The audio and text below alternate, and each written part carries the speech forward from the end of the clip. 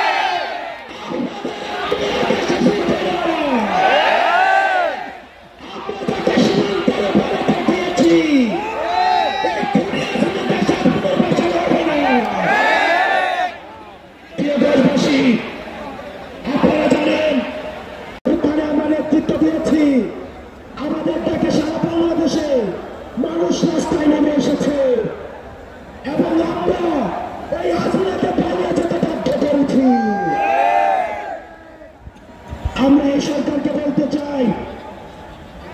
আজকে 5ই আগস্টের পরে আজকে এই পর্যন্ত আইন শৃঙ্খলা পরিস্থিতি এখনো পর্যন্ত স্বাভাবিক হয় নাই,